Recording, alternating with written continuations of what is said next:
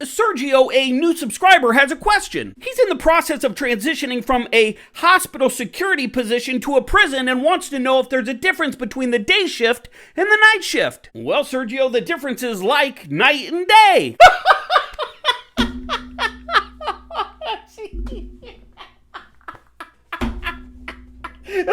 Sorry, I cracked myself up. Okay, now I'm better. Thanks for the question, Sergio. It's a good one. Plus, I was kind of struggling to find a topic to talk about, so you kind of bailed me out. I've worked both, and yes, there are some major differences between the two. So let me break it down into 4 categories: personnel, tone, inmate interaction, and resources. And then at the end, I'll offer my 2 cents to let you know which one I think our friend Sergio should go to. And if you can help, if you have some examples of how your shifts differ, let us know. Drop them in the comments below. So let's start with the personnel. A lot of agencies, if not most, have officers bid for their shift. So traditionally, with a few exceptions, your most senior, most seasoned officers will be on days. These are your been there, done that officers. Your vets. You know, the people that your training instructor said were lazy and complacent? Yeah, them. They're not. They just seem that way because they have experience. Because they have discretion when dealing with discipline. I had a guy ask me during a live stream a while back, how come the vets never work the tough spots? The problem where I work as senior staff simply don't word most dangerous positions, so there's little they can say. I'm assuming you mean work the most dangerous positions. And why don't they work the most dangerous positions when you started today? Because they did 15 years ago. Yeah, these are them. So on nights, evenings, or swings, the demographics are different. Traditionally, this shift is made up of your newer officers, your rookies, your boots. There are some senior staff that work this shift, but mainly, it's the newbies. These are the people that are mainlining energy drinks before they report to the shift. They're eager, active, and engaged, just like the day shift officers when they started 20 years ago.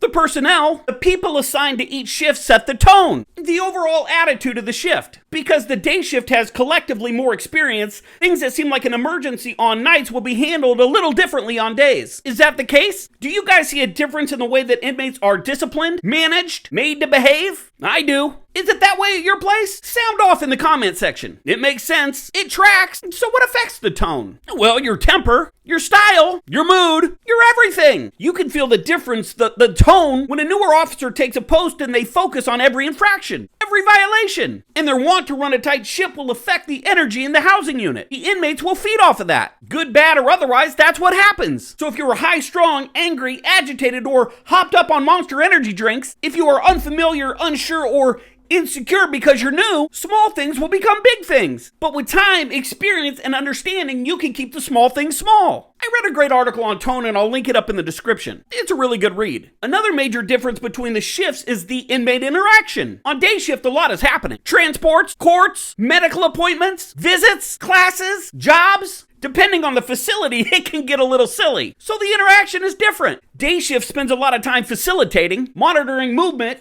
making sure the inmates make it to wherever they're supposed to be. But after that, at night, in the evening, it's different. A lot of stuff that keeps the inmates occupied during the day is done. Over with. They have nothing left to do but interact with you and each other. And if your facility is direct supervision, you're in there, answering questions, fielding complaints, breaking up arguments, fights, clandestine card games, gambling rings. You're confiscating contraband. You're moving. Before I continue, if you're getting value out of this video, smack that little like button. So we've covered personnel, tone, and inmate interaction. Now let's talk resources. On the day shift, everybody is there. The brass, the bosses, the doctors, the chaplains, maintenance, medical, mental health, commissary, rec specialists, records, programming, probation. You have people tripping over each other trying to get things done. So if you have a question or an inmate needs some attention, there's always somebody there to assist. But on nights, it's a ghost town. A skeleton crew. So sometimes you're limited to what you can do. So days, ton of people with a ton of experience. Nights, less staff with less experience. Sounds fun, doesn't it? It is. It can be. You definitely learn to do more with less.